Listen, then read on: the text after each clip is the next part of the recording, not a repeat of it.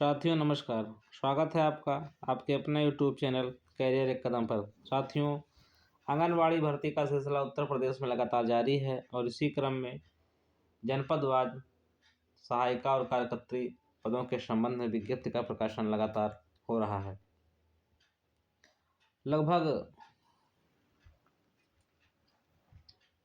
56-57 जिलों का प्रकाशन हो चुका है। इसी क्रम में कुछ और जनपदों के सहायिका और कार्यकर्त्री के पदों के संबंध में विज्ञप्ति प्रकाशित हुई है, जिसकी सूचना आप तक पहुंचानी है। तो आइए इनके संबंध में देखते हैं कौन कौन से जनपद की विज्ञप्ति का प्रकाशन हुआ है और समझते हैं। साथ ही साथ हम ये भी देखेंगे कि किन किन जनपदों में लगातार आवेदन चल रहा है और इसकी अंतिम तिथि क्या है, किन किन लोगों को आवेदन करने की आवश्यकता है, चीज़ें देखेंगे। तो आइए शुरू करते हैं। सबसे पहले हम देखते हैं कि किन किन जनपदों में आवेदन चल रहा है। एक दो जनपद की हमें उम्मीद है, हापुड़ की शायद डेट भी ख़त्म हो गई। तो आइए देखते हैं किन किन जनपदों में आवेदन चल रहा है और किन किन की तारीख अंतिम तिथि नज़दीक है, ताकि जो लोग अभी तक अप्लाई नहीं कर पाए हैं वो भी अप्लाई कर पाएँ, वो भी इसका लाभ प्राप्त कर पाएँ। साथियों, जैसा कि आज 21 तारीख हो गई है और हापुड़ की जो आंगनबाड़ी कार्यकर्त्री की भर्ती थी, भर्ती के संबंध में सूचना थी, उसकी अंतिम थी 20 नवंबर थी। तो उसकी तिथि ख़त्म हो चुकी, एक्सपायर हो चुकी है। तो हापुड़ जनपद का आवेदन अब बंद हो जाएगा। इसी क्रम में अमरोहा जनपद की अंतिम थी 25 नवंबर है। कार्यकर्त्री की बात कर रहे हैं हम अभी। ललितपुर जनपद की 27 नवंबर है। प्रतापगढ़ की 28 नवंबर है। सिद्धार्थनगर की 24 नवंबर है। औरैया जनपद की जो है 27 नवंबर है। गोंडा की 28 नवंबर है। देवरिया की 30 नवंबर है। बागपत की 30 नवंबर है। सीतापुर की 1 दिसंबर है। लखीमपुर खीरी की 1 दिसंबर है। गाजियाबाद की 2 दिसंबर है। महोबा की 2 दिसंबर है। गौतम बुद्ध नगर की 2 दिसंबर है। अम्बेडकर नगर की 2 दिसंबर है। चंदौली की 3 दिसंबर है। बलरामपुर की 3 दिसंबर है। संभल की 6 दिसंबर है। बुलंदशहर की 4 दिसंबर है। आगरा की 3 दिसंबर है। बरेली की 5 दिसंबर है। मऊ की 6 दिसंबर। चित्रकूट की 6 दिसंबर। सोनभद्र की 8 दिसंबर। बस्ती की 8 दिसंबर। फर्रुखाबाद की 8 दिसंबर। और इटावा जनपद की विज्ञप्ति का प्रकाशन अभी यानी कल की तिथि में किया गया है, जिसकी अंतिम तिथि 9 दिसंबर है। अब हम बात करेंगे इटावा जनपद की विज्ञप्ति के बारे में भी थोड़ी देर में बात करेंगे। पहले हम देख लेते हैं कि सहायिका की जो विज्ञप्ति चल रही है उसमें किस किस जिलों की अंतिम तिथि नज़दीक है। तो अगर हम बात करें शुरू से, ललितपुर जनपद की जो सहायिका की विज्ञप्ति का प्रकाशन किया गया उसकी अंतिम तिथि 1 दिसंबर है। वहीं शामली जनपद की बात करें तो 1 दिसंबर है। सीतापुर जनपद की 1 दिसंबर है। लखीमपुर खीरी की 1 दिसंबर है। प्रतापगढ़ की 5 दिसंबर है। देवरिया जनपद की 1 दिसंबर है। गाजियाबाद की 2 दिसंबर है। बस्ती की 2 दिसंबर है। बिजनौर की 5 दिसंबर है। औरैया की 2 दिसंबर है। एटा की 2 दिसंबर है। बागपत की 1 दिसंबर है। गौतम बुद्ध नगर की 3 दिसंबर है। हापुड़ की 27 नवंबर है। महोबा की 2 दिसंबर है। मथुरा की 3 दिसंबर है। अम्बेडकर नगर की 2 दिसंबर है। अलीगढ़ 3 दिसंबर है। पीलीभीत 3 दिसंबर है। चंदौली 3 दिसंबर है। गोंडा की 3 दिसंबर है। गोरखपुर की 3 दिसंबर है। झांसी की 3 दिसंबर है। भदोही की 5 दिसंबर है। आजमगढ़ की 5 दिसंबर है। मेरठ की 3 दिसंबर है। वाराणसी की 6 दिसंबर है। सोनभद्र की 6 दिसंबर है। महाराजगंज की 6 दिसंबर है। रामपुर की 5 दिसंबर है। आगरा की 3 दिसंबर। फर्रुखाबाद की 4 दिसंबर। संभल की 6 दिसंबर। मिर्ज़ापुर की 6 दिसंबर। बुलंदशहर की 4 दिसंबर। जौनपुर की 4 दिसंबर। मऊ जनपद की 4 दिसंबर। मैनपुरी की 6 दिसंबर और सहारनपुर की 5 दिसंबर। कानपुर जनपद की कानपुर नगर 6 दिसंबर। बहराइच की 6 दिसंबर। शाहजहांपुर 5 दिसंबर। बांदा 11 दिसंबर। कुशीनगर 3 दिसंबर। बाराबंकी 5 दिसंबर। कन्नौज 5 दिसंबर। फतेहपुर 7 दिसंबर। चित्रकूट 6 दिसंबर। मुरादाबाद 6 दिसंबर। बलिया 5 दिसंबर। हरदोई 7 दिसंबर। मुजफ्फरनगर 8 दिसंबर। जालौन 8 दिसंबर। बरेली 8 दिसंबर, सिद्धार्थनगर 7 दिसंबर, कौशाम्बी 9 दिसंबर, श्रावस्ती 9 दिसंबर, सुल्तानपुर 10 दिसंबर, हाथरस 11 दिसंबर और लखनऊ 10 दिसंबर। साथियों, हाथरस और लखनऊ जनपद की सूचना हमने अब तक सॉरी नहीं पहुंचाई थी। शेष इसमें कार्यकर्त्री में इटावा जनपद की सूचना हम आप तक नहीं पहुंचा पाए थे, क्योंकि इसकी विज्ञप्ति का प्रकाशन कल ही हुआ। कल किसी कारणवश वीडियो कुछ कारणवश नहीं जा पाया, तो ये वीडियो आज जा रहा है। हालांकि आज की तिथि में यानी 21 नवंबर की तिथि में किसी भी विज्ञप्ति का प्रकाशन नहीं हुआ है, तो कल यदि कोई विज्ञप्ति आती है तो हम इसकी सूचना आप तक पहुंचाएंगे। साथ ही साथ आपको हम लगातार अपडेट देते रहेंगे इस संबंध में। सबसे पहले हम बात करेंगे इटावा जनपद की विज्ञप्ति के बारे में, जो का इसकी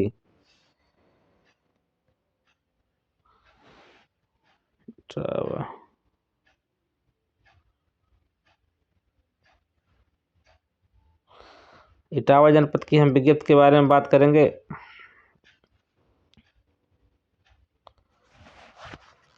जो कार्यकर्त्री पद के लिए है और हाथरस और उसके लखनऊ के बारे में बात। सबसे पहले इटावा जनपद की बात करें हम, तो कार्यकर्त्री पदों के लिए 8 पदों के सापेक्ष विज्ञप्ति का प्रकाशन किया गया है। चकरनगर 1, बसरेहर 1, महेबा 1, भरथना 1, बढ़पुरा 2, शहर 1 और जसवंत नगर 1। ये इटावा जनपद में 8 पदों के सापेक्ष कार्यकर्त्री पदों का प्रकाशन है। 7 परियोजनाओं में तो जो भी अभ्यर्थी अप्लाई करना चाहते हैं, अर्हता एक बार फिर दोहरा दे रहे हैं हम, महिला लास्ट में दोहरा देंगे, पहले बता दें तो जो भी इटावा जनपद में कार्यकर्त्री पद के लिए अप्लाई करना चाहते हैं, वो अंतिम तिथि यानी 9 नवंबर से पहले अप्लाई कर पाएंगे। साथ ही साथ लखनऊ जनपद से 1106 पदों के सापेक्ष विज्ञप्ति का प्रकाशन किया गया है। अलीगंज 140, आलमनगर 97, चिनाहट 102, काकोरी 105, मलिहाबाद 76, माल 83, सरोजनी नगर 152, मोहनलालगंज 106, गोसाईगंज 116 और बख्शी का तालाब 129। कुल मिला के 1106 पदों के सापेक्ष विज्ञप्ति का प्रकाशन किया गया है। जो भी इच्छुक अभ्यर्थी इन क्षेत्रों में यानी इन परियोजनाओं में आवेदन करना चाहते हैं, वो अंतिम थी यानी 10 दिसंबर से पहले आवेदन कर पाएंगे। इसी क्रम में हाथरस जनपद के विज्ञप्ति का प्रकाशन किया गया है, जिसमें 680 पदों के सापेक्ष विज्ञप्ति का प्रकाशन है। आंगनबाड़ी सहायिका के पदों के लिए 362 अनारक्षित, 177 177 अन्य पिछड़ा वर्ग, 141 अनुसूचित जाति के पदों के विज्ञप्ति का प्रकाशन है। जो भी इच्छुक अभ्यर्थी इन पदों पर आवेदन करना चाहते हैं, वो अंतिम यानी 11 दिसंबर से पहले इस पद के आवेदन कर पाएंगे। तो साथियों, ये थी लखनऊ हाथरस में सहायिका पदों के सापेक्ष जो विज्ञप्ति प्रकाशित थी, उसकी सूचना हमने आप तक पहुँचाई। और इसी क्रम में इटावा जनपद की सूचना हमने अब तक कार्यकर्त्री पद के लिए पहुँचाई।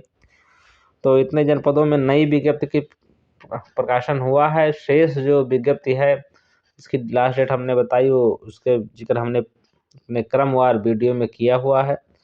तो जिसको जिस जिले की आवश्यकता होगी, वहाँ पे आप जाके वीडियो में थंबनेल देखकर वहाँ से आसानी से देख सकते हो। साथ ही आवश्यकता अगर होगी तो हमें आप कमेंट करिएगा, हम उस जिले की जो है पुनः बता देंगे।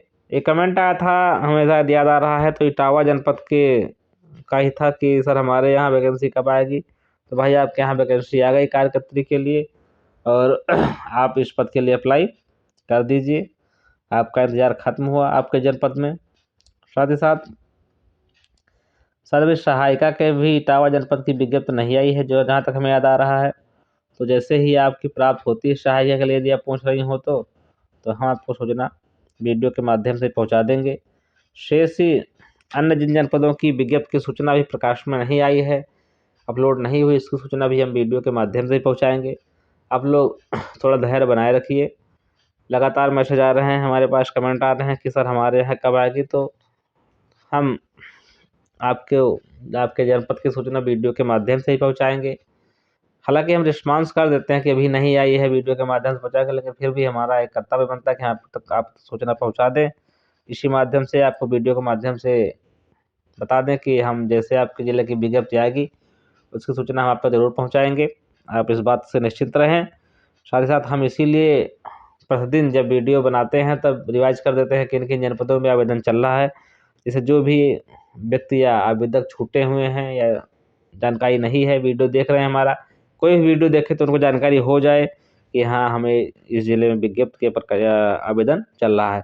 अब हम बात कर लेते हैं कि क्या जो है आवेदन कहाँ करना है और क्या जो अर्हता रखी गई है। सबसे पहले हम बात करें तो यूपी आंगनबाड़ी भर्ती डॉट इन पर जाके आपको वहाँ से वेबसाइट पर जाके आवेदन करना। दूसरी चीज़ हमने बताया, पहले ही बताया, केवल महिला अभ्यर्थी ही पात्र होंगे। दूसरी चीज़ है कि आंगनबाड़ी कार्यकर्त्री हो तो न्यूनतम शैक्षिक अर्हता इंटरमीडिएट है और उसके अधिकतम प्रश्नातक के आधार पर मेरिट का निर्धारण किया जाएगा। और सहायिका के पद के लिए भी इंटरमीडिएट और उसका समकक्ष एक हमारे पास कमेंट आया था कि सर हाई स्कूल क्या सहायिका के लिए हो सकता है?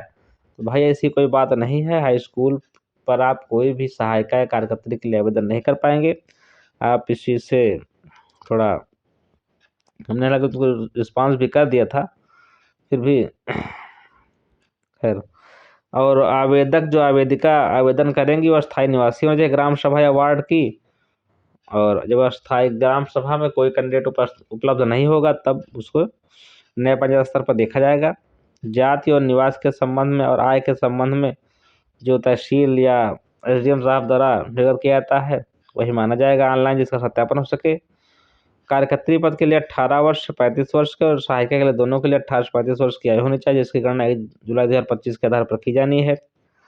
साथ ही विधवा हेतु ग्राम पंचायत अधिकारी एवं संबंधित नगर निकाय द्वारा मृत्यु प्रमाण पत्र एवं परिवार पंजिका की प्रमाणित नकल मान्य होगी। तीसरी चीज तलाकशुदा एवं परित्यक्ता के संबंध में माननीय उच्च न्यायालय द्वारा निर्गत विधि का आदेश ही माना जाएगा। और अंतिम थी 9 दिसंबर, ये आपकी जो है इटावा की है। तो साथियों ये थी सूचना आंगनबाड़ी भर्ती के संबंध में जो हमने आज तक पहुँचाई।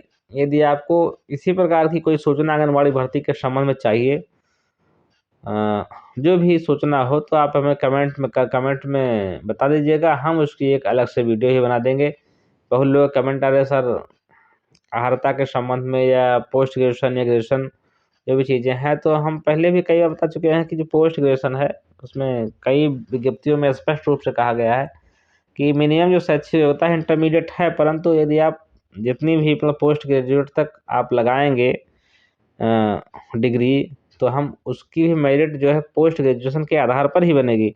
मेरिट में पोस्ट ग्रेजुएशन को प्रेफरेंस दिया जाएगा, उसका वेटेज रहेगा। तो आप इस चीज़ से निश्चिंत रहें। ये इस ध्यान में ना रहे कि हम नहीं लगाएंगे तो कोई मतलब नहीं, इंटरमीडिएट ही मिनिमम योग्यता है तो हम इंटरमीडिएट ही लगाएंगे, तो आप भाई साहब पीछे हो जाएंगे, पिछड़ जाएंगे। क्योंकि मसला ये है कि जब मेरिट बनेगी तो पोस्ट ग्रेजुएशन के आधार पर बनेंगे, आप इंटरमीडिएट लगाएंगे तो फिर आपका जो वेटेज है वो कम हो जाएगा ऑटोमेटिक, फिर आप बाहर हो जाएंगे। तो यदि आपके पास योग्यता है तो उसको रखिए मत संजो के, उसको लगा दीजिए, उसमें मेंशन कर दीजिए कि हमारे पास इतनी योग्यता है, तो फिर चीज़ें रहेंगी।